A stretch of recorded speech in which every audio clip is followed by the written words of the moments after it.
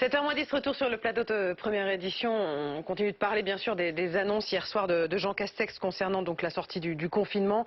Avec vous ce matin, Fabrice Père, vous êtes le président du directoire du groupe Partouche. Merci d'être là. Les casinos font partie des établissements accueillant du public qui ne rouvriront pas avant au moins le 7 janvier, au même titre que les salles de spectacle, les cinémas, les musées.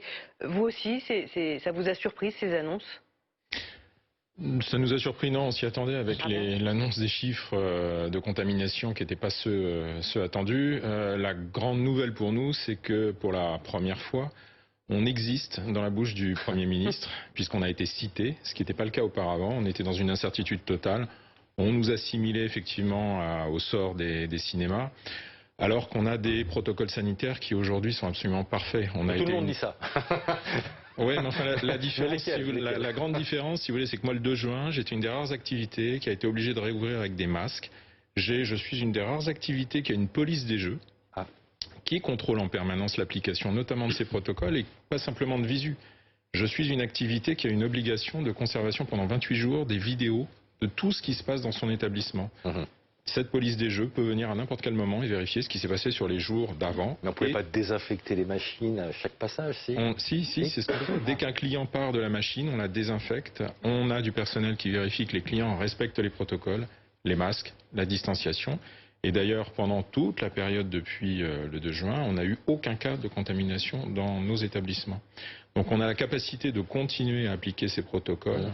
Qui doivent conduire l'autorité publique à considérer qu'on peut rouvrir dans des délais désormais. Donc vous allez déposer un recours pour pouvoir rouvrir avant le 7 janvier ? Non, on ne va pas déposer de recours. On en a déjà déposé un en octobre quand on a subi des fermetures, notamment à cause d'arrêtés préfectoraux, puis de l'application du décret.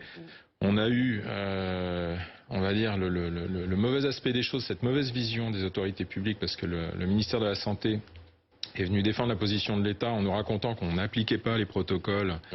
Et qu'il y avait des inepties sur la vision qu'on pouvait avoir des clients de casino qui arrivaient alcoolisés, ce qui est vraiment une idée totalement fausse.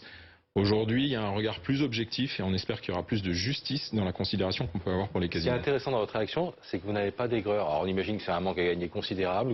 Voilà, vous n'avez pas travaillé, je crois, depuis le 30 octobre. Oui. Mais bon, vous acceptez la situation parce qu'en fait, on en est un peu tous là. Il faut accepter. Oui, on en est tous là. Après, je pourrais ne pas l'accepter. Je pourrais ne pas l'accepter, par exemple, en me disant, il y a 65 000 coiffeurs ouverts en France, avec 1 million de personnes qui fréquentent ces coiffeurs tous les jours. C'est beaucoup moins que ce qu'il pourrait y avoir dans un casino, et avec des protocoles beaucoup plus stricts. On s'en remet, à un moment donné, à la difficile tâche qu'ont les pouvoirs publics de gérer cette pandémie. Maintenant, on attend à avoir au moins une vision plus objective sur nous, sur ce que nous sommes, sur ce que nous sommes capables de faire. D'un mot, Monsieur Père, le 7 janvier, vous y croyez? Enfin, voilà, la situation sera évaluée. Oui, je suis un éternel optimiste et j'y crois. Merci d'être venu nous voir ce matin. On va passer à la politique avec vous, Mathieu Croissando, avec Jérôme Salomon. On va parler de Jérôme Salomon, le directeur général de la Santé.